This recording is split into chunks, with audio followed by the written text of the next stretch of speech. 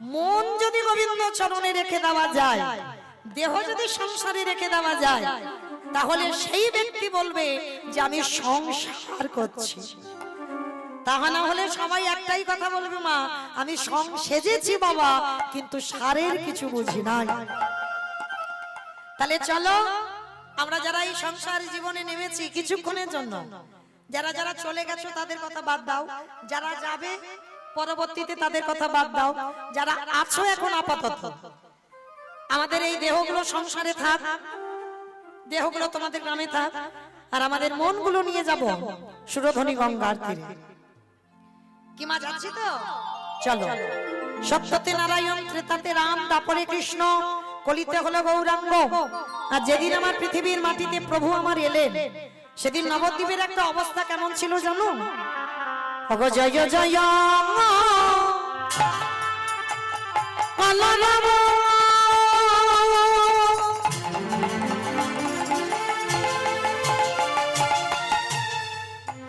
এই নদী আনা গরে জয় জয়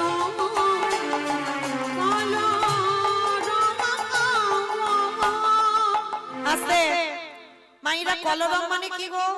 মারামারি। মারামারি কলরব মানে মারামারি। কি গো মা? কলরব মানে বসে বসে ঘুমানো। বলো বলো, কলরব মানে কি? হ্যাঁ, চিৎকার চেঁচামেচি গন্ডগোল, সেইটা বৈষ্ণব ভাষায় বলছে বাবা কলরব। কিন্তু মাইরা কই এখানে তো কলরব হচ্ছে না। যে কলরবটা দুপুর বেলা হচ্ছিল সে কলরব কই? হচ্ছে না, হচ্ছে না তো। কেন হবে? কারণ সময়টা তো দেখতে হবে। হ্যাঁ, এখন যে গন্ডগোলটা হচ্ছে মা, সে গন্ডগোলটা এখনো সংসারের জন্য হচ্ছে। কিন্তু প্রভু আমার বললেন হরিবাসরে বসলে সে গন্ডগোলটা যেন সংসারের জন্য না হয়। তিনটে ধ্বনি হবে, শঙ্করধ্বনি, উলুধ্বনি। আর যারা যারা হাত আপাতত নিয়ে বসে আছো, মানে যাদের চাদরের ভিতরে আছে বলবো না, যাদের চাদরের বাইরে আছে, কি মা হাত আছে? যাদের আছে কই একবার অল্প করে দেখাও। নিতাই গৌর প্রেমানন্দে হরি বল হরি বল। বড্ড কষ্ট না? কি সুন্দর হাতটা গরম গরম রেখেছিলাম, আমার মৌমিতে এক্ষুনি তুলতে বললো, আবার ঠান্ডা হয়ে গেল। আমার না, আমি আর জ্বালাবো না, বেশি তাড়াতাড়ি তুলবো না, মাঝে মাঝে তুলবো, কিন্তু সব সময় তুলতে হবে না। কেমন? একটু উলুধ্বনি দিলে হবে চাদরের ভিতরে হাতটা রেখে। কই দেখি একটু উলুধ্বনি দাও দেখি একবার। আজ জয় জয়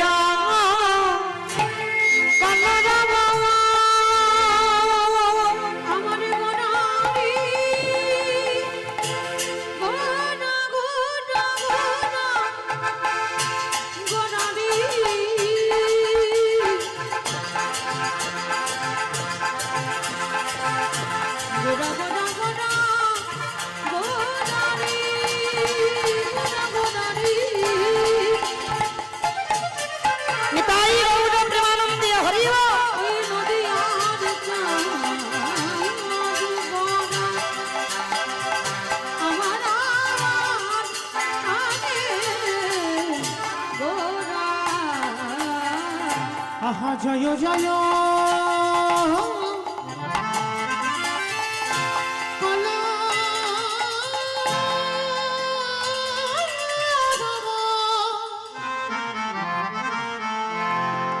ওই না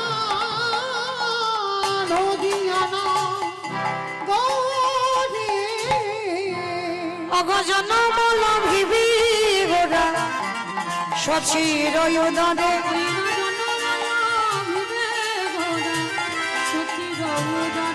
ওই না জনমলা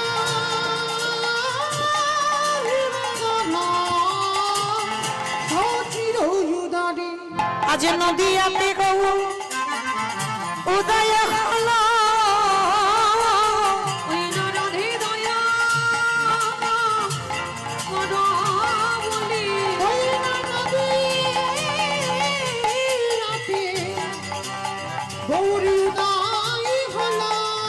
কৃষ্ণ প্রেমে প্রচারিতে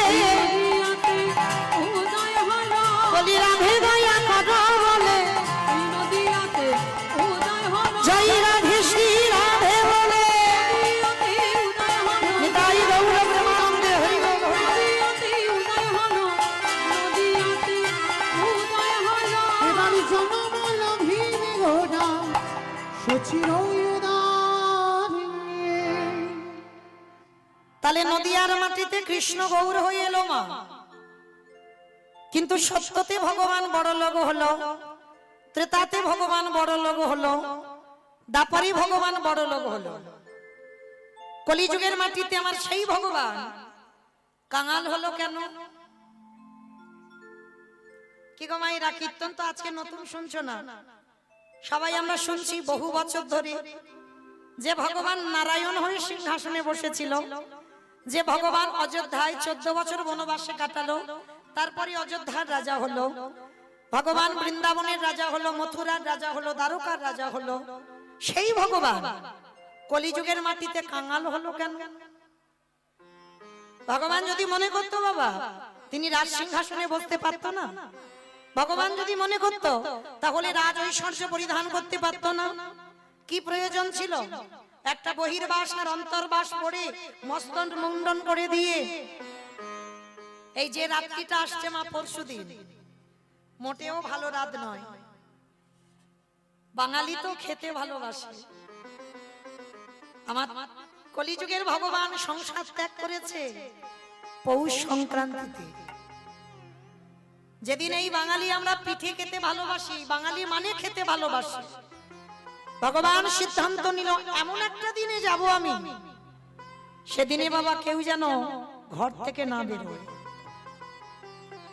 যে দিনটা আসছে পরশু রাত, ওই পরশু রাত্রিবেলা সংক্রান্তিতে আমাদের এই নবদ্বীপের মানুষরা সবাই বাবা ঘরে ঘরে ঠান্ডার সময়, পৌষ মাস কনকনে ঠান্ডা, সেদিন সবাই যে যার ব্যস্ত আছে বাবা খাবার নিয়ে। আর সেই রাত্রিতে 24 বছরের ছেলে নিমাই বিষ্ণুপ্রিয়াকে কাঁদিয়ে, সারা নবদ্বীপী বাসীকে কাঁদিয়ে চিরজনমের মতো হয়েছিল মা সর্বত্যাগে সন্ন্যাসী। তাহলে আজকে লক্ষ্য করে দেখেন সেই ভগবান, যে ভগবান কিনা 3টে যুগে বড় লোক হলো, কলিযুগের মাটিতে বড় লোক হচ্ছে না কেন? এই যে ভগবান হয়ে কেন ধুলা মারছে জানো? ভগবান হয়ে ছোট বড় বিচার না করে হাতে ধরে পায়ে ধরে বলছে কৃষ্ণ বল। কেন বলছে? তার কারণ আছে। এই কারণের কথা জানতে গেলে মা আমাদের সবাইকে যেতে হবে সেই গোলক বৃন্দাবন। গোলক বৃন্দাবনে শ্রীমতী রাধারানী অষ্টসখী নিয়ে বসে আছেন মা। ভালো করে কথাটা শুনবেন। রাধারানী অষ্টসখী নিয়ে বসে আছেন। প্রাণ গোবিন্দ আমার এসে প্রশ্ন করছেন, রাধে ও রাধে, তোমার কাছে আমার একটা প্রশ্ন আছে। প্রশ্ন? বলবধূ কি প্রশ্ন?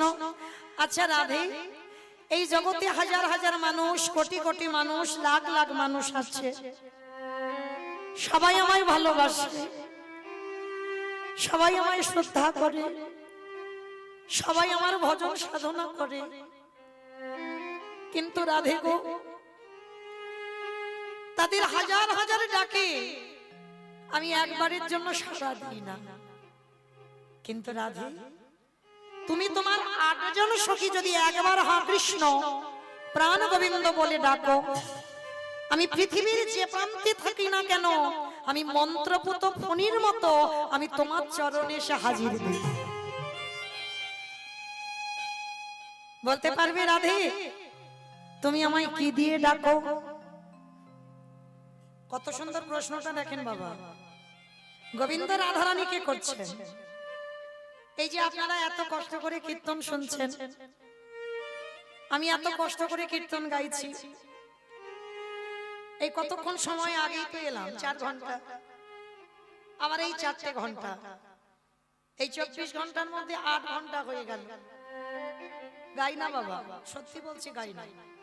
মানে আমি একদিনে এরকম 2টো লীলা গাই না, কিন্তু আপনাদের এই উত্তরবঙ্গে কীর্তনিয়া তো কম, সেই হিসাবে অষ্টকালীন গুলো পূর্ণ করতে হবে, যার জন্য বাধ্য হতে হয়। না হলে আমি মানে এক পালা করে কীর্তন গাই কোনোদিন, মানে যদি কেউ লাখ টাকাও দেয় তার বিনিময়ে কিন্তু আমি 2 পালা গাই না। কোনোদিন আমার এলাকায় গাই নাই, কিন্তু আপনাদের উত্তরবঙ্গে একটা আপনাদের সিস্টেম হয়ে গেছে, তার জন্য গাইতে হয়। অনেক কষ্ট হয় মা, কারণ এই যে পর পর বাসর করতে তো অনেক পরিশ্রম হয়। তো যাই হোক, দাঁড়িয়েছি যখন গাইতে হবে।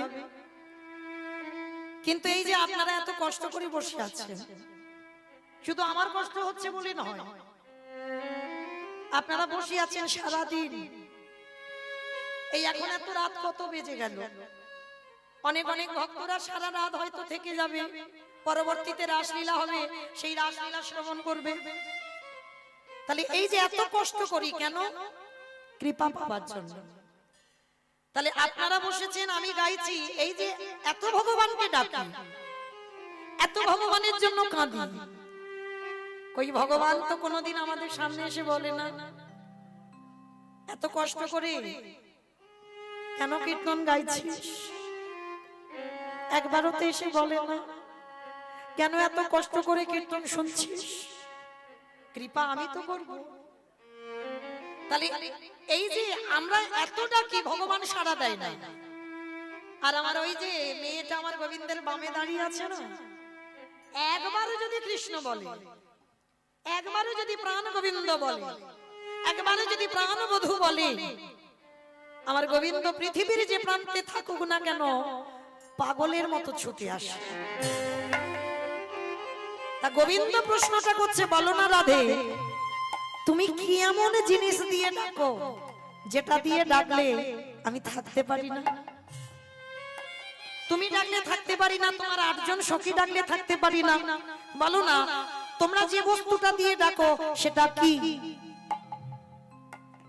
রাধারানী আমার গোবিন্দের কথা শুনে হেসে বলে উঠল, বধূ আমি আর আমার এই 8 জন সখী তোমাকে যে কি দিয়ে ডাকি সেটার বোধগম্য তোমার এখনো হয়নি, সেটা বুঝবার জ্ঞান তোমার নেই। রাধে তুমি কাকে কি কথা বলছো? আমি এতে চাংশুকলা পুংস কৃষ্ণস্তু ভগবান স্বয়ং, আমি ঈশ্বর পরমা কৃষ্ণ সচিদানন্দ বিগ্রহ, অনাদির আদি গোবিন্দ, সর্বকারণের কারণ। আমি ষড়ৈশ্বর্যপূর্ণ ভগবান, আমি 64 গুণাধিপতি কৃষ্ণ ভগবান, আমি 16 কলাই পূর্ণ ভগবান, অনিমা মহিমা প্রাপ্তি প্রকর্মা লঘিমা ইপ্সিতা কামবশিতা স্থিতি ঐশ্বর্য বীর্য যশ শ্রী জ্ঞান বৈরাগ্য লীলা কৃপা। ভগবান 16 কলাই পূর্ণ, 64 গুণাধিপতি কৃষ্ণ, ষড়ৈশ্বর্যপূর্ণ ভগবান। গোবিন্দ বলছে, রাধে আমি তোমার মতো নারীর কথা বুঝবো না? বলে না বধূ, তোমার মনে হচ্ছে আমরা একটা ছোট্ট অবলা নারী, কিন্তু আমরা যে কি দিয়ে ডাকি সেটা বুঝবার ক্ষমতা তোমার নেই। বলে কেন নেই? বলে বেশ বধূ তুমি রেগে যেও না, আমি তোমাকে একটা উদাহরণ দিই।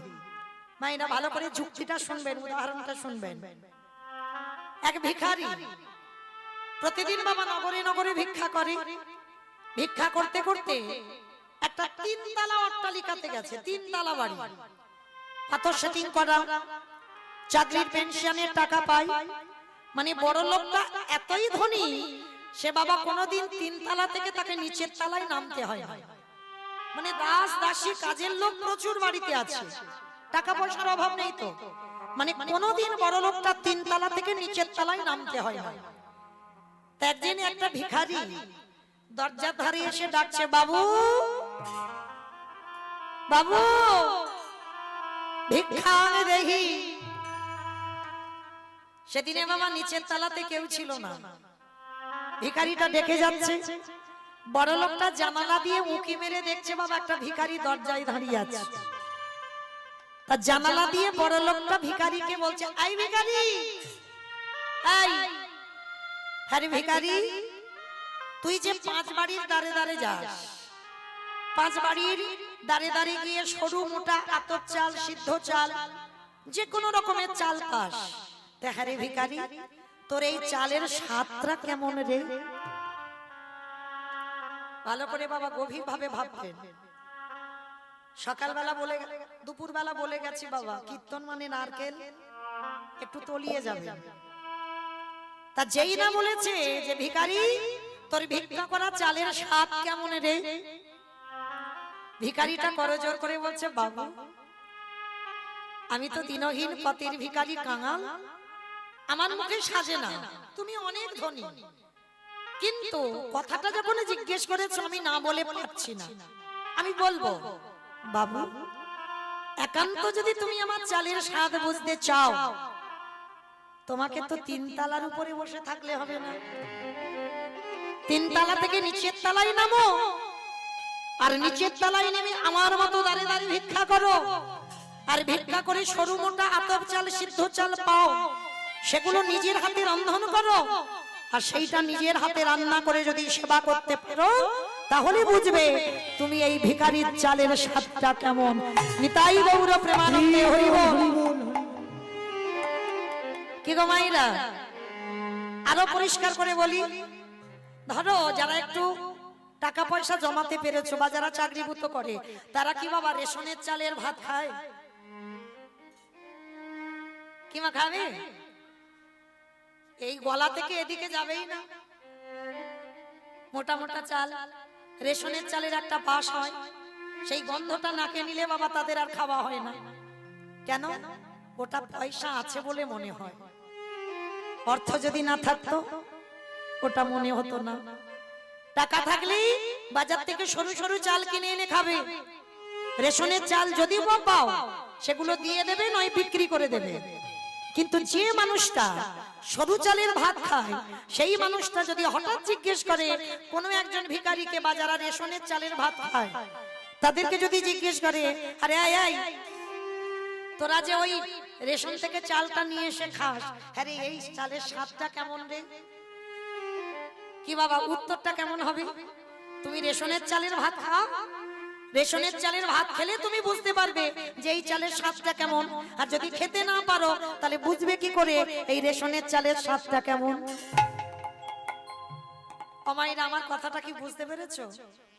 আমি কিন্তু বলিনি, আমার রাধারানী গোবিন্দকে বোঝালো যুক্তি দিয়ে। গোবিন্দ যে রাজ সিংহাসনে বসে, যে রাজ প্রাসাদে বসে, যে রাজভোগ সেবা করে, যে রাজ অলংকার পরিধান করে, সে তো কোনোদিন প্রজাদের অভাব বুঝতে পারবে না। প্রজাদের অভাব বুঝতে গেলে বাবা তাকে আগে প্রজা হতে হবে। কি বাবা ভুল বললাম?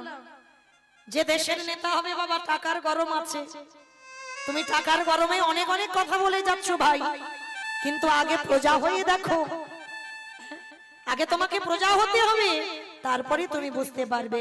তা রাধারানী যেই না বললো গোবিন্দ তুমি বুঝবে কি করে এই রাধারানী আর আমার 8 জন সখী তোমাকে কি দিয়ে ডাকি? রাজ সিংহাসনে বসে কোনদিন প্রজাদের অভাব বোঝা যায়? আগে প্রজা হও তারপরে তুমি বুঝবে। আর তাছাড়া তোমার মধ্যে বধূ সব আছে, কিন্তু তোমার মধ্যে একটা গুণ নেই। বাবা আপনারা জানেন আমার ভগবান কৃষ্ণের সব আছে, সব আছে, 64টা গুণ। চতুর্ভুজ নারায়ণের 7 গুণ আছে, কিন্তু আমার ভগবান কৃষ্ণচন্দ্রের আরো 4টে বেশি, 64 গুণাধিপতি কৃষ্ণ, যেটা কোনো দেবদেবী পাইনি। কিন্তু সেই ভগবানের একটা জিনিস অভাব, সেই ভগবানের একটা জিনিস অভাব, বলতে পারবে সেটা কি?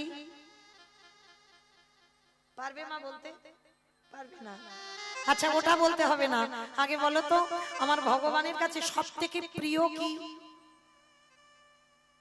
ভগবানের কাছে সবথেকে প্রিয় কি? অবশ্যই নয়নের জল। কিন্তু নয়নের জলটা ফেলে কে? ভক্ত। মানে সোজা করে দিল, আমার ভাইটা একটু ঘুরিয়ে দিল উত্তরটা। ভগবানের কাছে সবথেকে প্রিয় হচ্ছে ভক্ত, সবথেকে প্রিয়। কেন প্রিয় হলো? কারণ যে বস্তুটা আপনাদের কাছে আছে সেই বস্তুটা আমার ভগবান ওখানে দাঁড়িয়ে থাকলে কি হবে? আমার ভগবানের নেই। যেটার নাম কি জানো?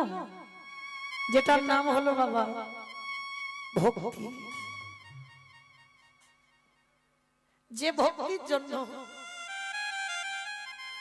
আমার ভগবান সবসময় ভক্তের চরণের তলায় থাকে, ওই ভক্তিটা পাওয়ার জন্য। রাধারানী গোবিন্দকে বলেছিল, বধূ তোমার সব আছে, তুমি প্রেমিক, তোমার মধ্যে প্রেম আছে, কিন্তু তোমার মধ্যে তো ভক্তি নেই। গোবিন্দ আমার হেসে বলল, রাধে তাহলে তুমি একবার বলে দাও না রাধে, কোথায় গেলে আমি ভক্তি পাবো? বলো না রাধে, আমি কোথায় গেলে ভক্তি পাবো? রাধারানী এক বাক্যে বলেছিল, বধূ ভক্তি পেতে গেলে তোমাকে একটা জায়গায় যেতে হবে। কোথায় জানো? এই জগতে যারা নিষ্কিঞ্চন বৈষ্ণব, শুধু বৈষ্ণব কিন্তু বলেনি বাবা, এই জগৎটায় সাজাতে ভরপুর হয়ে আছে। শুধু বৈষ্ণব নয়, নিষ্কিঞ্চন বৈষ্ণব। নিষ্কিঞ্চন বৈষ্ণব কাকে বলবে? ত্রিনাদপি শুনিছিন তরৌরিব সহিষ্ণু না, অমানিনা মানদেন কীর্তনীয় সদা ঘটি।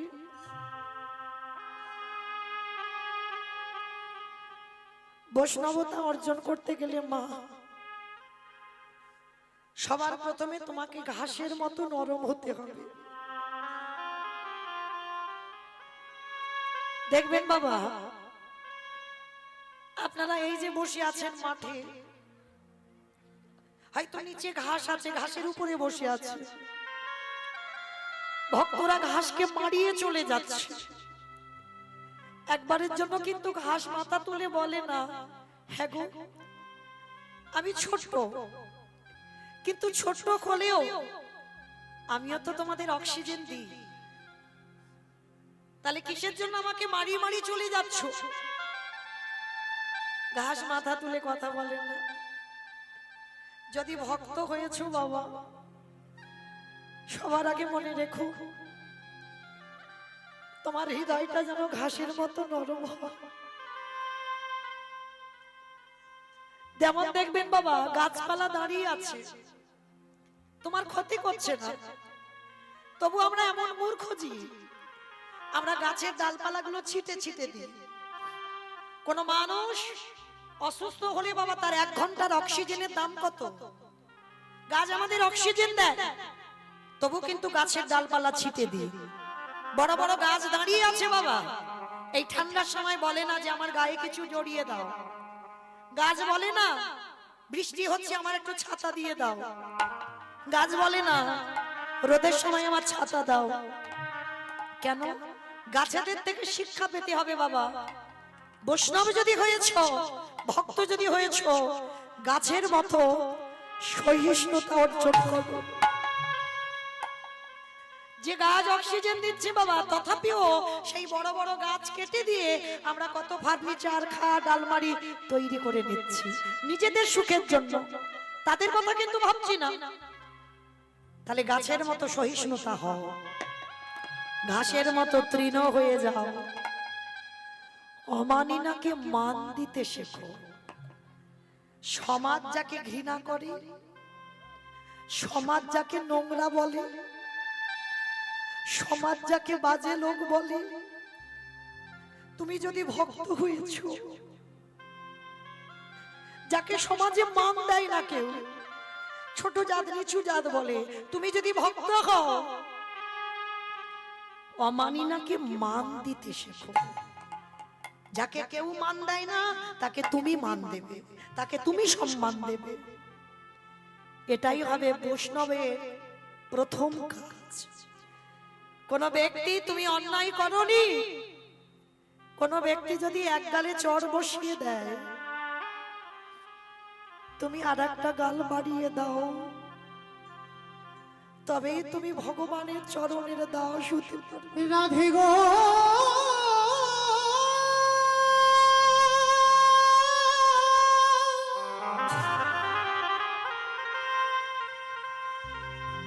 একেবারে বলে না,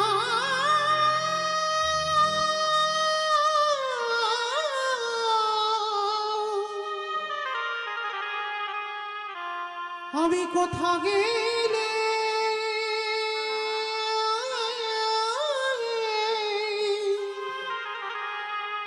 শুদ্ধ ভক্ত দর্শন পারো। একবার তুমি বলে দাও আমি কোথায় গেলে পাবো রাধে নিষ্কিঞ্চন বৈষ্ণব? রাধারানী বললেন বধূ সেটা তো আমি বলতে পারবো না, তুমি কোথায় গেলে নিষ্কিঞ্চন বৈষ্ণব পাবে? ভগবান সারা বৃন্দাবনে ঘুরেছে বাবা, একজনও বৈষ্ণব পাচ্ছে না। পাচ্ছে সব বাবা সাজা, সব সেজে আছে জগতে, হৃদয় থেকে সব বাবা উপর থেকে আভরণ পড়েছে বাবা, কিন্তু ভিতরে কেউ বৈষ্ণবতা নেই। আজকে লক্ষ্য করে দেখেন সারা বৃন্দাবনে ঘুরলো বৈষ্ণব পাচ্ছে না। শেষে আমার ভগবান একটা জায়গায় এসে দাঁড়িয়েছে, কোথায় জানো? যে জায়গাটার নাম হলো বাবা হস্তিনাপুর। যে জায়গাটার নাম হচ্ছে হস্তিনাপুর। বাবা আপনারা নিশ্চয়ই নাম শুনেছেন হস্তিনাপুরের, বলেন তো কিসে শুনেছেন? কিসে শুনেছেন হস্তিনাপুর? মহাভারত দেশ, মহাভারত। এই মহাভারতে বাবা হস্তিনাপুর। এখানে যারা তত্ত্বজ্ঞানী, যারা রামায়ণ মহাভারত পড়েন তারা জানবেন কুরুপক্ষে ছিলেন পিতামহ ভীষ্ম, আর পাণ্ডব পক্ষে ছিলেন আমার ভগবান কৃষ্ণ। দুটো পক্ষ, কুরুপক্ষে পিতামহ ভীষ্ম, পাণ্ডব পক্ষে আমার কৃষ্ণ। তো একদিন দুর্যোধন দাদু ভীষ্মকে একটা বড় কথা বলেছিল, দাদু ও দাদু তুমি আমার বাড়িতে খাও, আমার বাড়ির অন্ন ধ্বংস করো, আর তোমার যদি ইচ্ছা মৃত্যু হয় তুমি বলতে পারছো না কি করলে পঞ্চ পাণ্ডবদের মৃত্যু হবে?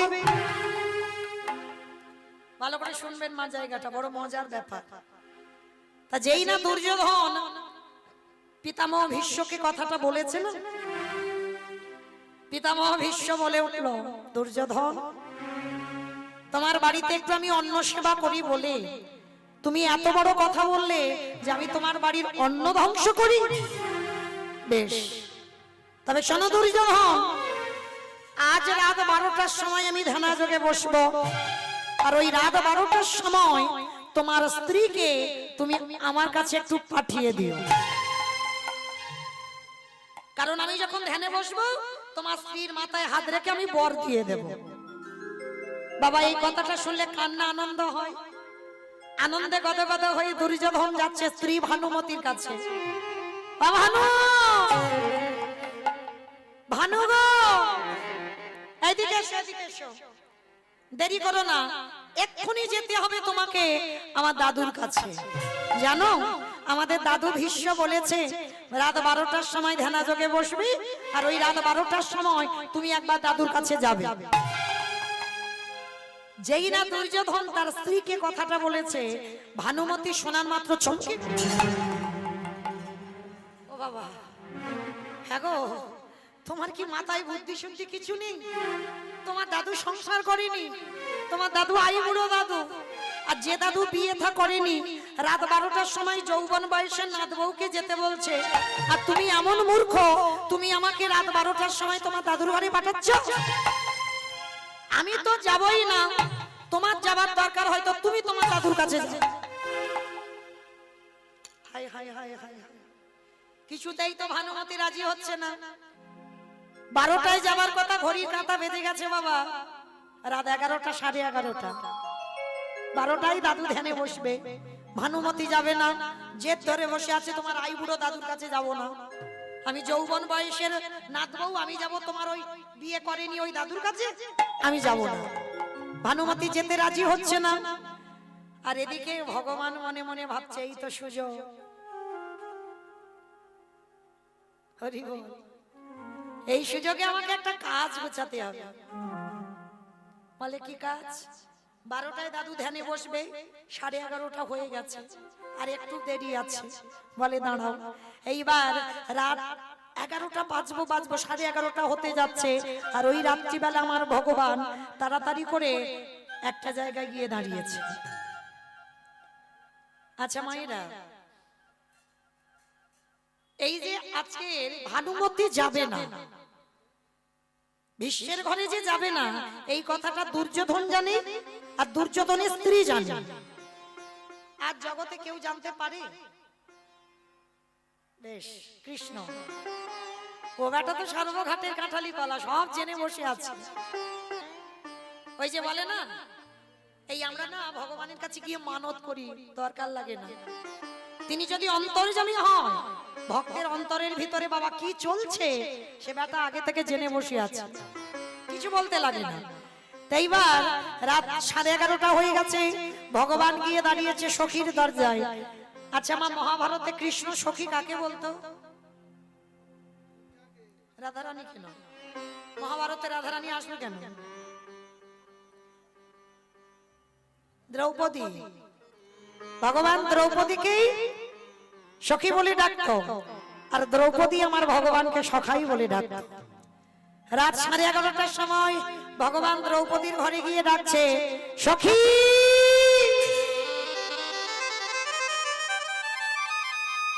সখী।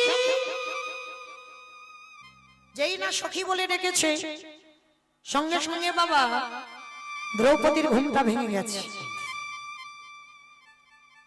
একবারে ডাকে, দ্রৌপদীর ঘুমটা ভেঙে যেতেই বাবা ছুটতে ছুটতে দরজায় এসে দাঁড়িয়েছে। আচ্ছা বলেন তো বাবা, রাত 11:30টার সময় আমাদের দরজায় যদি কোনো পরপুরুষ এসে বলে, সখী দরজা খোলো, তোমার সঙ্গে খুব দরকার আছে, এই রাত্রিবেলা তোমাকে আমার সঙ্গে এক জায়গা যেতে হবে, কি গো মা, এরা কোনো পরপুরুষ যদি ডাকে চলে যাবেন? জানতে চাইবেন না? কেন যাব, কি জন্য যাব, কিসের জন্য এসেছো? কত কৈফিয়ত, কত প্রশ্ন। কিন্তু দ্রৌপদীর কোনো প্রশ্ন নয়। কেন প্রশ্ন নয়? কারণ দ্রৌপদী যে তত্ত্ব জানে, সেই তত্ত্ব আপনারা আমরা জানি না। কি গো মায়েরা, যে মেয়েটার 5-5টা স্বামী, 5টা স্বামী থাকা সত্ত্বেও যেই না আজকের দ্রৌপদীকে দরজায় এসে আমার কৃষ্ণ সখী বলেছে, 5টা স্বামীকে ত্যাগ করে দিয়ে দরজায় গিয়ে হাজির। তত্ত্বটা কি বোঝালো বাবা? এই যে এত রাত্রিবেলা অনেকে ছোট ছোট বাচ্চাগুলো হয়তো বাড়িতে আছে, অনেকের হয়তো স্বামী বাড়িতে আছে বা স্ত্রী বাড়িতে আছে, অনেকের বাবা মা বাড়িতে আছে, কীর্তন শুনে বাড়িতে যাবেন। আচ্ছা বাবা, গ্যারান্টি দিতে পারবেন যে সকালবেলা বাড়ি যাবেন? কি মা বলতে পারবেন? গ্যারান্টি দেবেন? হরি বল। রাত 11:30, রাত 12টা, বিকাল 4টে, সকাল 10টা, যে কোনো টাইমে ঘরের মালিক যদি এসে বলে ঘর ছেড়ে দে, অন্য ভাড়াটিয়ে দিতে হবে, কি গো মাইরা বলতে পারবেন? যেমন আমার একটা ছেলে আছে বাড়িতে, এখন আর আনি না কীর্তনে, আগে আনতাম। এখন পড়াশোনা একটু চাপ, তো 11-এ পড়ছে, ওই জন্য বাড়িতে আছে। বলেন তো মা, আমি গ্যারান্টি দিতে পারবো যে আমি কীর্তন সেরে আমি আমার ছেলেটার কাছে যাব? এই যে এতক্ষণ 2টো পর্যন্ত আমার গাইতে হবে, আমি গ্যারান্টি দিতে পারবো যে 2টো পর্যন্ত গাইবো? এইটুকু সময়ে বাবা যদি আমার ঘরের মালিক বলে মৌমিতা আর তোর কীর্তন শেষ করতে হবে না, এক্ষুনি আমার সঙ্গে আমার বাড়ি চল, কে বলো বন্ধু, কে বলো বান্ধব, সকল মায়া ছিন্ন করে চলে যেতে হবে। তাই তো দ্রৌপদীকে যেই না ডাক দিয়েছে আমার কৃষ্ণ দয়াময়, সখী আর দেরি নয়, এক্ষুনি আমার সঙ্গে আমার এক জায়গায় যেতে হবে, এসো তাড়াতাড়ি। হাতটা ধরেছে, হাতটা ধরে যেই না দ্রৌপদীকে টান দিয়েছে, কি গো মাইরা, ভালো করে দেহতত্ত্বের সঙ্গে বিষয়ের সঙ্গে মিলিয়ে দেখেন, পারবেন? যদি এক্ষুনি বাঁশি বাজায়, এতজন ভক্ত যারা দাঁড়িয়ে আছেন বসে আছেন, আমি কীর্তনিয়া, আমার সম্প্রদায়, এই কজনের মধ্যে যদি হঠাৎ কারোর বাঁশি বেজে যায়, পারবেন বলতে একবার যে আমি একটু পরে যাব, একটু আমার সময় দাও, একটু টাইম দাও, একটু পরে আমি তোমার সঙ্গে যাব? কে ভালো বন্ধু, কে ভালো বান্ধব, সব ছিন্ন করে তোমায় চলে যেতে হবে। আমারই ভগবান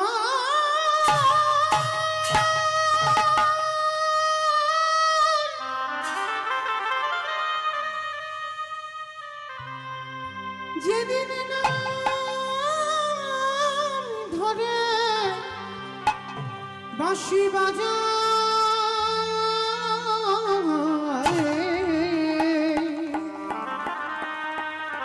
কে বলে বন্ধু, কে বলে বান্ধব, সকলে ছেড়ে যেতে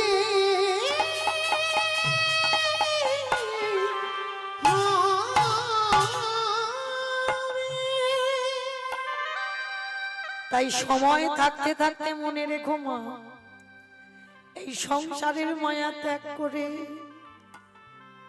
আমার গোবিন্দ চরণ আশ্রয় করো। আমি কবে যাব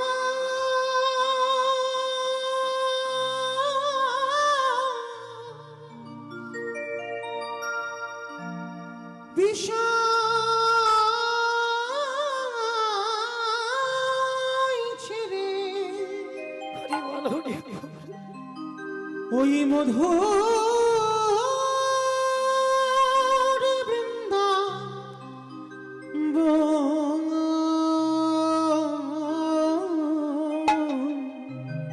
আর যে পারি না দয়া কৃষ্ণ নামে এবার তোমার চরণে আশ্রয় দাও। কাঁদবে কাবে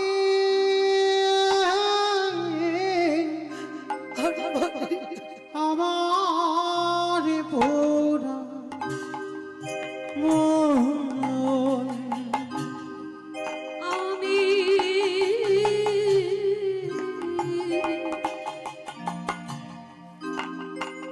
কবে যাব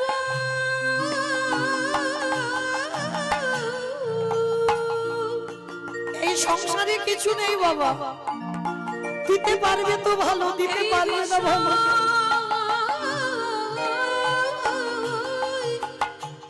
ছেড়ে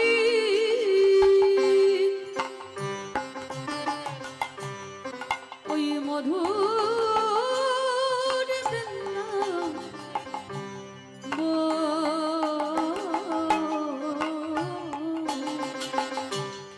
কৃষ্ণ নামে কাঁদবে কবি আমার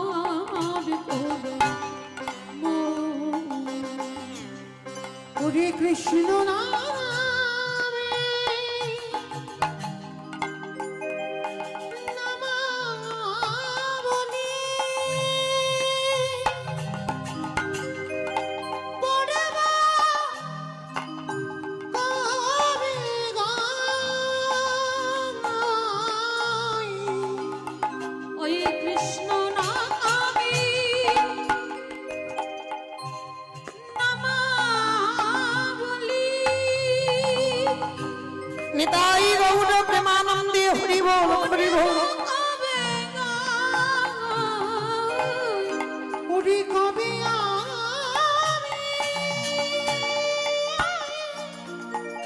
প্রাণ জোড়াবো গিয়ে মথুরায়, ওরে কৃষ্ণ আমার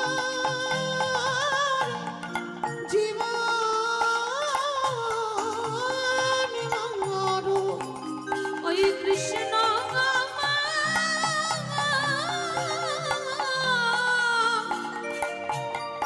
জীবন মরণ কবে পাবো দর্শন,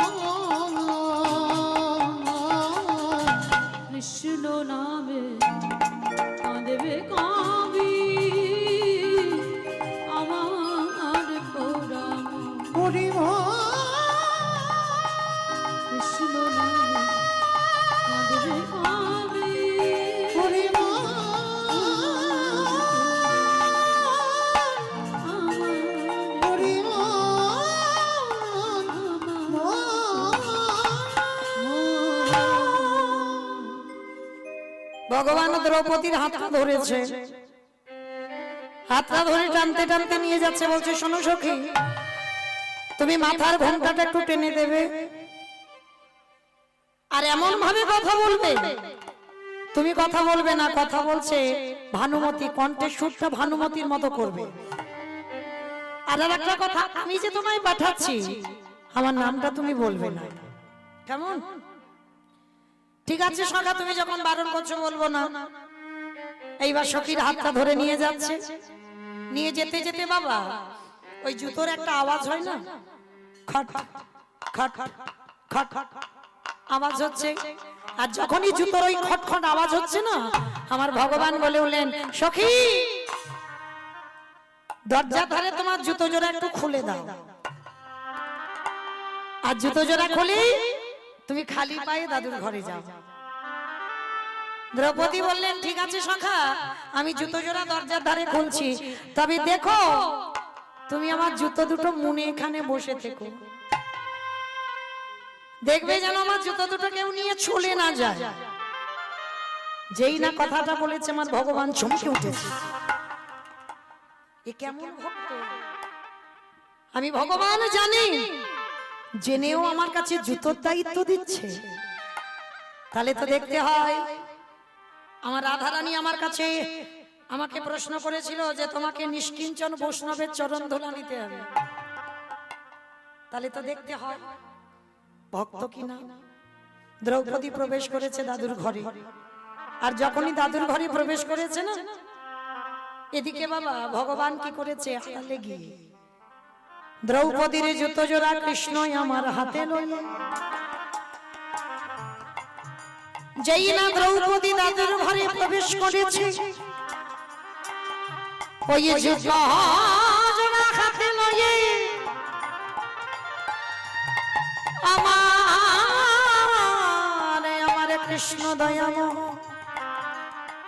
যেই না জুতো জোড়ায় আমার বক্ষে ধারণ করেছে, যে ভগবানের হৃদয়ে ভক্তি ছিল না, যে ভগবান কাঁদতে জানত না, ওই জুতো জোড়া যেই না বক্ষে ধারণ করলো, আপনি থেকে ভগবানের নয়নে বাড়ি বিগলিত হলো, ওই চোখের জল হৃদয়ে পড়ল, জুতোর তলায় যে ধুলো ছিল কাদা হয়ে গেল, ওই জল গড়াতে গড়াতে নাভি কমলে, নাভি কমলে থেকে জানো দেশে, আর জানো দেশে থেকে ভগবান ধরণীটা ভেসে যায়। সখী গো নিতাই গৌর প্রেমানন্দে হরি বল, হরি বল, হরি বল।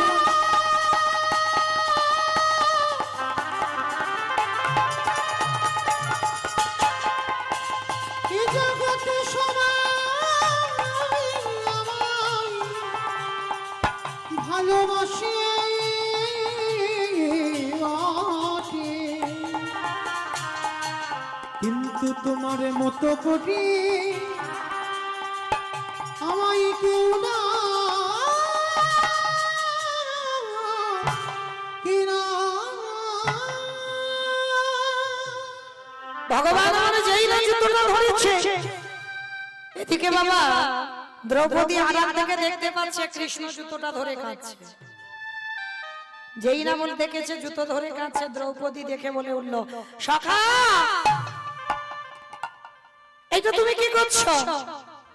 তুমি শেষ পর্যন্ত আমার জুতো চুরি করলে। বাবা ভগবান নাকি ভক্তের জুতো চুরি করেছে। হ্যাঁ তুমি করেছো তো, তুমি তো আমার কাছে জুতোটা চাওনি, আর চাওনি মানে তুমি চুরি করেছো। সখী আমি যদি তোমার কাছে জুতো চাইতাম তুমি দিয়ে দিতে, বলে সখা কেন দেব না? যেদিন থেকে আমার জন্ম হলো, আমার দেহ মন প্রাণ জীবন যৌবন, আমার বলতে যা কিছু আছে আমি যে সব তোমার চরণে অর্পণ করে দিয়েছি। কি বাবা, আমার দেহ মন প্রাণ জীবন যৌবন সব যদি তোমার হয়, তাহলে আমার পায়ের জুতোটা কি আমার? এ তো তোমার জুতো, তাহলে তোমার যতক্ষণ ইচ্ছা তুমি বসে বসে কাঁদো। দ্রৌপদী জুতো জোড়া ধরে আমার কৃষ্ণের মাথার উপরে তুলে দিল। সদাই গৌর হরি বল, হরি বল, হরি বল।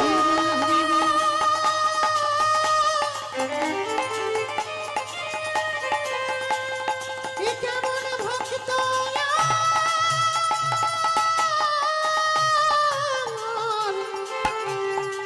কেমন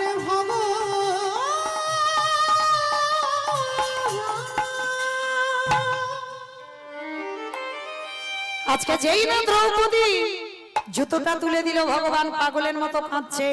সেদিন রাধারানীকে নয়ন ইঙ্গিত করে বলল, রাধে আজ আমি সত্যিকারের বুঝতে পারলাম, যদি একজন প্রকৃত ভক্তের পায়ের ধুলা নেওয়া যায়, অবশ্যম্ভাবী যদি তোমার ভক্তি নাও থাকে, তোমার ভক্তি আসবে আসবে আসবে।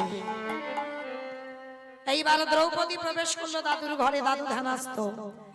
দ্রৌপদী ভানুমতির কণ্ঠে কথা বলল, আর যেই না ভানুমতির কণ্ঠে কথা বলেছে, সঙ্গে সঙ্গে পিতামহ ভীষ্ম ভানুমতি ভেবে দ্রৌপদীর মাথায় হাত দিয়ে বর দিল, তোমার শীতের সিঁদুর, তোমার হাতের শাখা অক্ষয় থাকবে থাকবে থাকবে। ও মায়েরা, এত ভালো বর কারোর আর নকল গলা থাকে?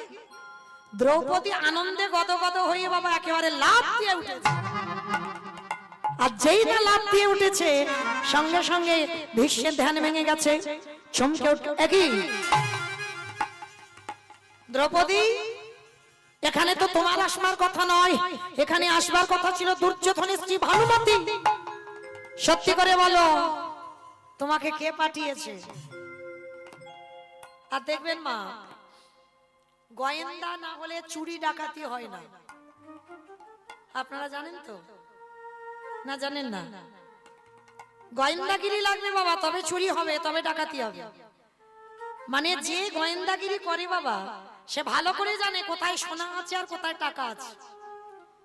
মানে বলে না ঘর শত্রু বিভীষণ, ও সে ঘরে যাতায়াত থাকে বাবা, তবেই বাবা চুরি ডাকাতি সেই বাড়িতে হয়। জানা না হলে চুরি ডাকাতি হয় না। যদি বলে তোমার এত মৌমিতা অভিজ্ঞতা হলো কি করে? 2-4 বার বাপের বাড়ি হয়ে গেছে, নিজের চোখে দেখেছি। মানে দিদির বিয়ে হবে, সোনা দানা অলংকার সব রেডি, টাকা পয়সা সব বাবা রেডি করে রেখেছে, আর টাকা গয়না একই জায়গায় আছে। তাহলে বাবা ডাকাতেরা এসে জানলো কি করে যেখানে টাকা সেখানে গয়না? কি গো, তাহলে যদি ঘরের লোক সেখানে না রইলো, সে যতক্ষণ না বলবে ততক্ষণ বাবা চুরি হবে না। তাই এবার লক্ষ্য করে দেখেন, তা এই ভগবান কৃষ্ণ তো বলে পাঠিয়েছে, সখী তুমি যাচ্ছ যাও, কিন্তু আমি তোমায় পাঠিয়েছি, তুমি আমার নাম বলবে না। আর দেখবেন মা, চোর যখন ধরা পড়ে যায় সে কি করে? যে চুরি করতে পাঠায় তার দিকে বারবার তাকায় না। তা ধরা পড়ে গেছে দ্রৌপদী, বারবার আমার ওই আড়ালে কৃষ্ণ দাঁড়িয়ে আছে, কৃষ্ণের দিকে দেখছে। ভীষ্ম বলে উঠলেন, দ্রৌপদী ওই দিকে কি দেখছো?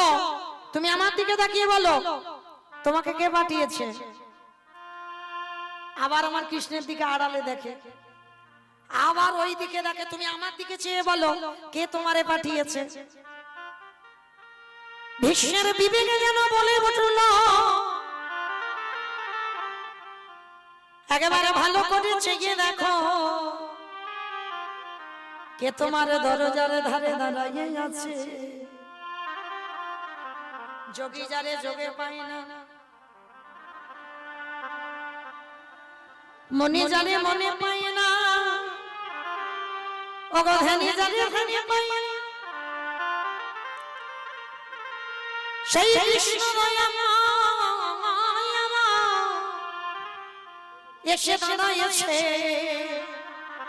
আমারে ভীষ্মদেবের দরজার ধারে। ভীষ্মের মন বুঝতে পেরে গেছে কৃষ্ণ দরজা দাঁড়িয়ে দাঁড়িয়ে আছে। এক পা দুপা করে যেই না কৃষ্ণের কাছে গিয়ে দাঁড়াইছে, দেখে না আড়ালে কৃষ্ণ ভগবান দাঁড়াইয়ে আছে। বলবে কিছু?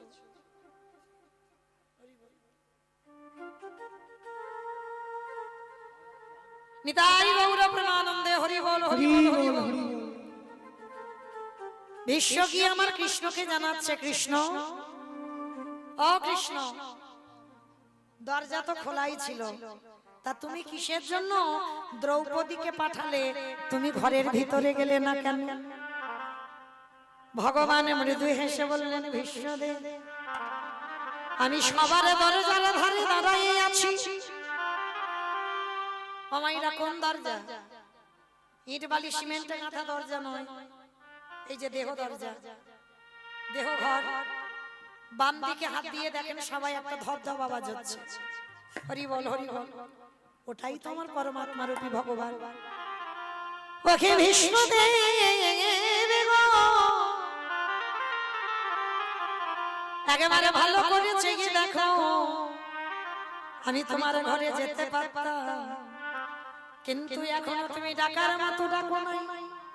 যেদিনে তোমার ডাকাটা সঠিক হবে, সেদিনে আমাকে তোমারে ডাকতে হবে না, আমি নিজের হাতে তোমার ঘরে প্রবেশ করব। যেদিন ডাকা নিতাই গৌর হরি বল হরি বল হরি বল।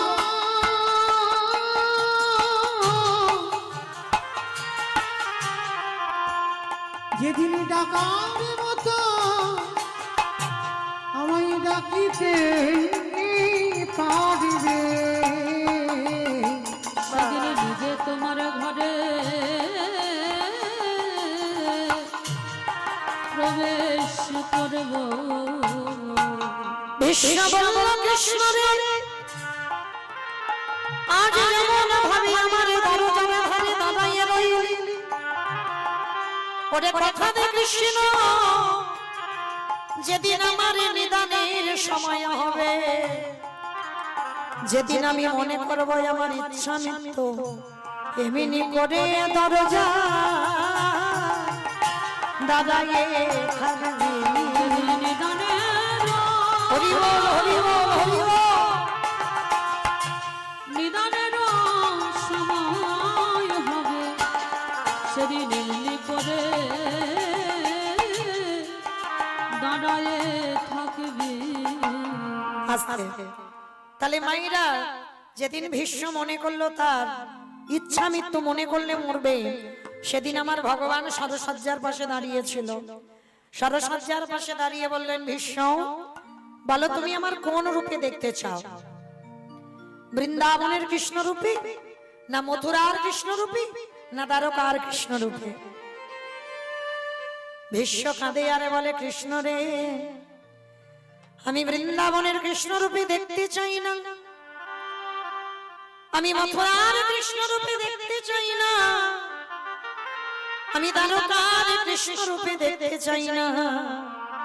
তাহলে কোন রূপে দেখবে?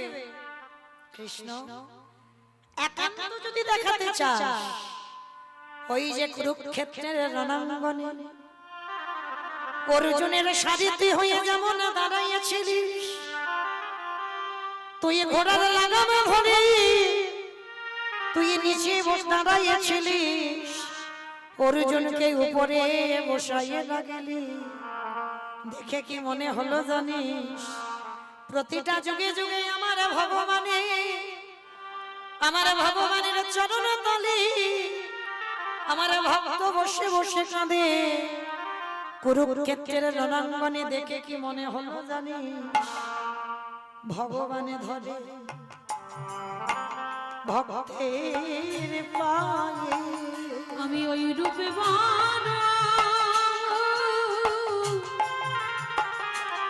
আমি ওই রূপে বড় ভালোবাসি, ভগবান ধরে ভক্তের পায়ে। যেই না বলছে ভগবান ধরে ভক্তের পায়ে, আজকে সেই পিতামহ ভীষ্মেও প্রাণ ত্যাগ করলো ভগবানের রূপ দর্শন করতে করতে। তাহলে সেদিন বাবা আমার ভগবান কৃষ্ণ প্রমাণ পেয়ে গেল, ওই দ্রৌপদীর মতো ভক্তিমতী নারীর চরণ যদি কেউ ধরতে পারে, ওই রকম ভক্তির যদি চরণ ধরা যায়, ভক্তি না থাকলেও ভক্তি আসবেই আসবেই আসবে। আমার ভগবান সারা বৃন্দাবনে ঘুরে বেড়াচ্ছে বাবা, সারা বৃন্দাবন ঘুরে ঘুরে একটা বৈষ্ণব পাচ্ছে না, কিন্তু শেষে একটা বৈষ্ণবী পেয়েছে। সে বৈষ্ণবীটাকে জানো? আমি বলবো না, আপনারা বলবেন। কৃষ্ণ কাঁদেলে কাঁদে,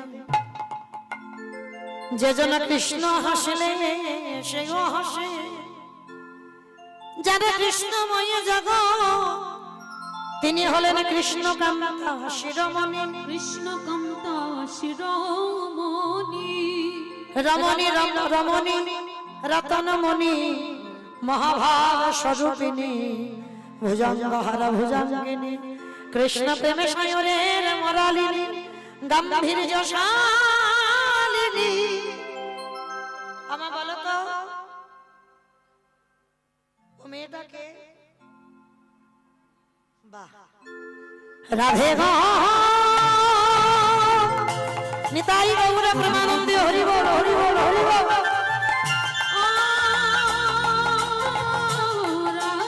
রাধে গো, রাধে গো,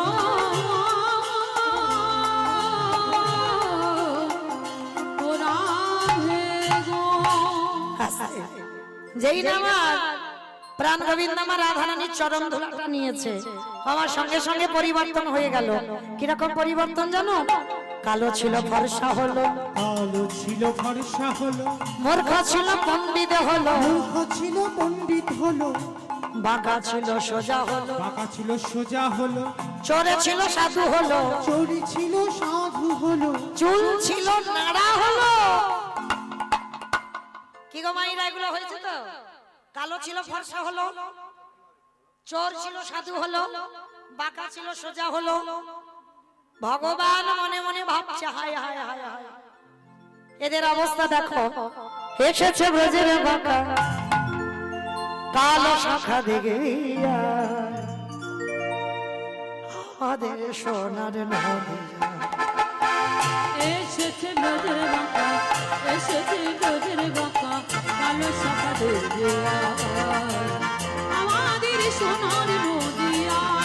এসেছে ব্রজের বাঁকা, এসেছে ব্রজের বাঁকা, কালো শাখা দেখবিয়ায় আমাদের সোনার নদিয়া। এসেছে ব্রজের বাঁকা, এসেছে ব্রজের বাঁকা, কালো শাখা দেয়া আমাদের সোনার নদিয়া।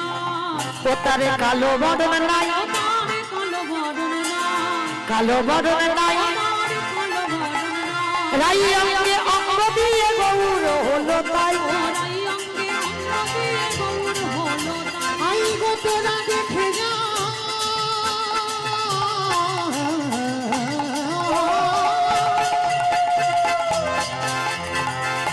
নিতাই গৌর প্রেমানন্দে, হরি বল।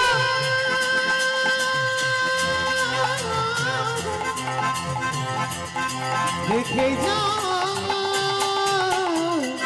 দেখে যা, এখন কালো বদন তার নাই, কালো বদন না, আমার রাই অঙ্গে অঙ্গ দিয়ে গৌর হলো তাই। রং ফিরেছে ঢং ফিরেছে, তার রং ফিরেছে ঢং ফিরেছে। ওই যে বললাম কালো ছিল ফর্সা হয়ে গেল, বাঁকা ছিল সোজা হয়ে গেল। রং ফিরেছে ঢং ফিরেছে, রং ফিরেছে ঢং ফিরেছে। তাদের চেনা গায়। আমাদের উলুধ্বনি সবাই সবাই। আরে এসেছে ব্রজের বাঁকা, এসেছে ব্রজের বাঁকা, কালো শাখা দেখবিয়ায় আমাদের সোনার নদিয়া। আরে এসেছে ব্রজের বাঁকা, কালো শাখা দেখবিয়ায় আমাদের সোনার নদিয়া, আমাদের সোনার নদিয়া। আমাদের আমাদের সোনার নদিয়া। শ্রীরাধা প্রণয় মহিমা কৃতি শোভানৈব, সত্যজনত ভূত মধুরিমা, কৃতি সমমদীয় সক্ষঞ্চস্য মদন ভাবত, তত ভবাব্য সমজনী শচীগর্ভ সিন্ধু হরিন্দু।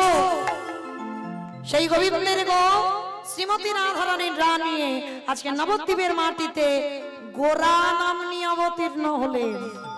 তো শুধু কৃষ্ণ অনুরাগী গৌর অনুরাগী, মাতৃমণ্ডলী পিতৃমণ্ডলী, আহত অনাহত ভাগত এই গ্রামবাসী বৃন্দ, যারা আমার রাধা গোবিন্দের, যারা আমার গৌর নিতাইয়ের রাতুল চরণ আশ্রয় গ্রহণ করেছেন, তাহাদের সবাকার চরণে রইল আমার কোটি কোটি দণ্ডবত। তারপরে জানাই এখানে যত সাধু গুরু ব্রাহ্মণ বৈষ্ণব আছেন তাহাদের পাদ পদ্মে রইল আমার ভক্তিপূর্ণ দণ্ডবত প্রণাম। তারপরে জানাই মাগো আমি আমার পিতামাতার চরণে, আমার শিক্ষা গুরু দীক্ষা গুরুর চরণে অনন্ত কোটি কোটি দণ্ডবত প্রণাম।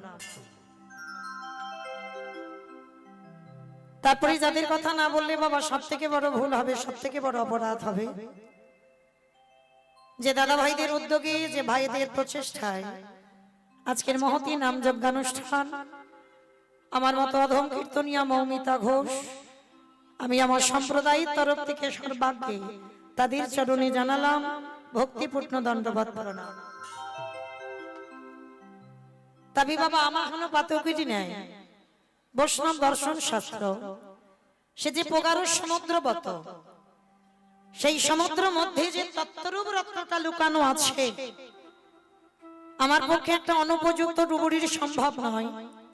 সেই তত্ত্বরূপ রত্নকে সমুদ্র বক্ষ থেকে উদ্ধার করবার, তথাপি আপনাদের মতো সাধুগুরু বৈষ্ণব, আপনাদের মতো গুরুজন, আপনাদের মতো পিতামাতার পদতলে যখন দাঁড়িয়েছি, আপনাদের মতো গুরুজনদের পদধূলা শিরোধার্য করে গৌর গোবিন্দের কৃপা মাথায় নিয়ে, পিতামাতার আশীর্বাদ মাথায় নিয়ে আজকে শুরু করব ভগবানের সেই মধুর নাম। তবে নাম বলতে গিয়ে মা অনেক ভুল ত্রুটি হবে কেন, অবশ্যই করব। নিজ নিজ সন্তান মনে করি, নিজ নিজ ভগ্নী মনে করে সেই ভুল ত্রুটিকে ক্ষমা করে দেবে। তো চলেন আজকে আমরা যে কোনো লীলা আস্বাদন করি না কেন, সর্বাগ্যে আমাদের যেতে হবে শ্রীধাম নদিয়া নবদ্বীপ ধাম। শুধু আমি বলে নয় মা, আমাদের মতো যত যত কীর্তনিয়া আছে জগতে, প্রতিটা কীর্তনিয়াকে বাবা আগে আমার দুটো ছেলেকে রাখতে হয়। তবে আমার ছেলে নয়, আমাদের ছেলে। এক হলো আমার নিতাই চাঁদ, এক হলো আমার গৌর চাঁদ। এই দুটো ছেলেকে বাদ দিয়ে মা কীর্তন হবে না কেন? সংকীর্তন পিতা শ্রীকৃষ্ণ চৈতন্য, সংকীর্তন যজ্ঞে তারে যে ভজে সেই বড় ধন্য। তাহলে কীর্তনের প্রারম্ভে বাবা আগে আমার নিতাই চাঁদ আর গৌর চাঁদ, এই দুই ছেলেকে আগে স্মরণ করতে হবে, তারপরে কীর্তন হবে। তাহলে চলেন কীর্তনের প্রারম্ভে আমরা যাব শ্রীধাম নদিয়া নবদ্বীপ ধাম। কি মাইরা সবাই যাবেন তো? সবাই যাবেন? বলে বাবা আর কি করে যাই বলো মা, সেই সকাল থেকে বসে বসে আর কি চলে শরীর? আমার এই ঠান্ডার সময় কতক্ষণ বা বসে থাকা যায়? কারণ আমরা কীর্তনিয়া হতে পেরেছি বাবা, আমরা ভক্ত হতে পারি, তাই না? কীর্তনিয়া হতে পেরেছি কিন্তু ভক্ত হওয়া সোজা নয় মা। এই যে এত এত ঘন্টা বসে থাকা আর কীর্তন শোনা, এই যাতা ব্যাপার নয়। তাহলে এ জন্মে কীর্তনিয়া হয়েছি মা, আশীর্বাদ করবেন আমি যেন পরের জন্মে আর কীর্তনিয়া না হই। আর কীর্তনিয়া হতে চাই না, আপনাদের মতো ভক্ত হতে চাই। কেমন? কারণ আজকের আমার চৈতন্য মহাপ্রভু, ভালো করে শোনেন মা, আজকের আমাদের যেতে হবে নদিয়ায়, আর নদিয়ায় গিয়ে আমরা আজকের অনেক অনেক কথা জানবো। কেমন? তবে আমাদের এই দেহগুলো কিন্তু কারণ নদিয়ায় যাবে না, দেহগুলো সব আপনাদের গ্রামে থাকবে। ছেলে পুলে মানুষ করুক, স্বামী সেবা করুক, কারণ দেহ নিয়ে তো যাওয়া অসম্ভব। এখন বাজে কত? 11:30 বাজবো ভাব নিশ্চয়ই। তাহলে 11:30 মতো হরি বল। তাহলে ভাবেন এই রাত্রিবেলা যদি নবদ্বীপ যেতে চাও, তাহলে স্বামীর অনুমতি লাগবে, ছেলে বৌমার অনুমতি লাগবে, তারপরে তুমি যেতে পারবে, তার আগে নয়। কি মাইরা অনুমতি না পেলে তুমি যেতে পারবে না। কিন্তু একজনকে কোনো অনুমতি নিতে লাগে না, কোনো কৈফিয়তও দিতে লাগে না। বলো তো সে কে? মন। মনকে কোনো অনুমতি নিতে লাগে না, মনকে মন স্বাধীন। যত বাবা তুমি ফ্লাইটে দ্রুত যাও না কেন, তোমার মনের থেকে দ্রুত যানবাহন আর পৃথিবীতে কিছু হয় না। তাহলে থাক আমাদের দেহটা এখানে, একটু চোখ দুটো বন্ধ করে মনে করো আমি সুরধনী গঙ্গার তীরে একটু যাব। চোখ দুটো বন্ধ করে বলো আমি একটু মায়াপুর ইস্কন যাব। চোখ দুটো বন্ধ করে বলো আমি একটু বৃন্দাবনে বাঁকে বিহারী লালকে দেখবো। দেখবে মন সোজা সেখানে চলে গেছে, আর এখানে নেই। তাহলে মন হচ্ছে দ্রুত। তাহলে থাক আমাদের দেহটা এখানে, দেহটা সংসার করুক। তবে হ্যাঁ, এই যে বাবা আমরা এখানে আমরা প্রত্যেকটা মানুষ বলবো আমরা সংসার করছি, মানে যারা বিয়ে থা করেছে সংসার করেছো, আমরা কি বলি বাবা আমরা সংসার করছি। কিন্তু একজন ভক্ত এখানে হৃদয়ে হাত রেখে বলতে পারবেন না যে আমি সংসার করছি। সবাই আমরা একটাই কথা বলবো যে আমরা সেজেছি, সারের কিছু বুঝিনি। কি বাবা ভুল বললাম? সেজেছো কিন্তু সারের কিছু বোঝনি। সার কখন হবে? সার তখনই হবে মা ঢেকি দেখেছো? ঢেকি দেখেছো? এখন আর ঢেকি ঢেকি দেখা যায় না। এই যে পৌষ মাসে মা একটা দিন পিঠে পুলি হয়। হ্যাঁ তোমাদের এদিকে হয়, এই উত্তরবঙ্গে হয় কিনা আমার জানা নেই। তো আমার ওই গঙ্গাসাগর এলাকায় হবে বাবা, যেমন গঙ্গাসাগরের মেলা, জয়দেবের মেলা। হ্যাঁ বহু বহু লোক, মানে একেবারে আমার বাড়ির উপর দিয়ে যেতে হবে বাবা গঙ্গাসাগরে যারা যাবে। হ্যাঁ এই যে পরশুদিন মানে একটা দিনের পরে একটা উৎসব হয় আমাদের ওদিকে, পিঠে পুলি উৎসব। সে যত গরিব হোক আর যত বড় লোক হোক, মানে বাড়িতে সন্ধ্যাবেলায় একটা দুটো রকমের পিঠে পুলি হয়। কি মা তোমাদের এদিকে হয়? এদিকে হয়? বাহ, তাহলে বুঝতে সুবিধা হয়। তাহলে এই যে যারা আমরা ঢেকিতে, এখন তো আর ঢেকিতে হয় না বাবা। কেউ যদি মনে করে রোজ রোজ পিঠে বানিয়ে খেতে পারে, এখন ওই যে মিক্সচার মেশিন হয়েছে রোজ রোজ বানানো যায়। কিন্তু তখনকার দিনে আমার মাদের দেখতাম মানে এক সপ্তাহ আগে থেকে মা ওই ঢেকিতে চাল কুটাতে যেত, আর সেই চালটা গুঁড়ি করে এনে রোদে শুকিয়ে শুকিয়ে রেখে দিত। তা ওই যে ঢেকিতে যারা চাল কুটাতে যায়, ওই দেখবেন ঢেকি যারা দেখেছেন একটা বাঁশ বাঁধা হয়, আর একজন ওই দুইজন বাঁশটাকে ধরে একবার করে কি মায়েরা পাত দেয়, একবার করে পাত দেয়, আর একজন ঢেকির গড়ের কাছে বসে। গড়ের কাছে বসে কি করে একবার করে ওই চালটাকে ঘুরিয়ে ঘুরিয়ে দেয়। কি মা দেয় তো? যারা দেখেছো ঢেকি, চাল হোক আর গম হোক একবার করে ঘুরি ঘুরি দিচ্ছে। হঠাৎ স্বামী এসে বলছে, অগিন্নি তুমি তো কর্ম করেই ব্যস্ত, কাজ করেই যাচ্ছ সকাল থেকে। হ্যাঁ গো আমি যে কাজে যাব রান্না বান্না করেছে তো? তা মা কিন্তু কাজ বন্ধ দেয়নি, কাজ করতে করতে বলছে, স্বামী গো আজকের আমি আর ওই অন্ন ব্যঞ্জন করেছি, মানে ভাত তরকারি করেছি, ওখানে টেবিলে রাখা আছে, তুমি একটু বেড়ে খেয়ে চলে যাও। আবার আধা ঘন্টা পরে ছেলে এসেছে, এসে বলছে মা স্কুলে যাব, জামা কাপড় কই?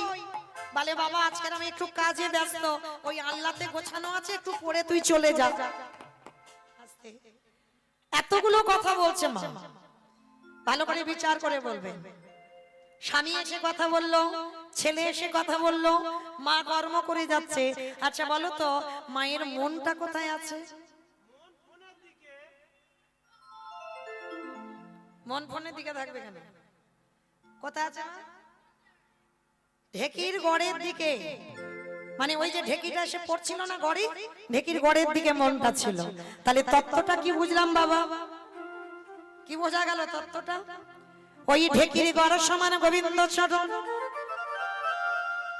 এই দেহ দিয়ে স্বামী সেবা করো, দেহ দিয়ে তুমি ছেলে পুলে মানুষ করো, কিন্তু খবরদার তুমি মন যেন তুমি ছেলের দিকে দিও না, মন আর স্বামীর দিকে যেন চলে না যায়। মনটা ঢেকির গড় সমান গোবিন্দ চরণে রেখে দিয়ে তোমাকে সংসার করতে হবে।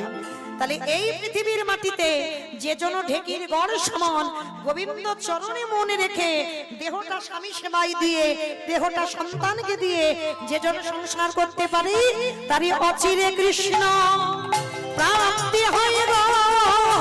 ওই মনে দিয়ে তাই গৌর হরি বল হরি বল। অচিরে কৃষ্ণ প্রাপ্তি হয় গো। আস্তে, তাহলে মায়েরা কি বুঝলাম?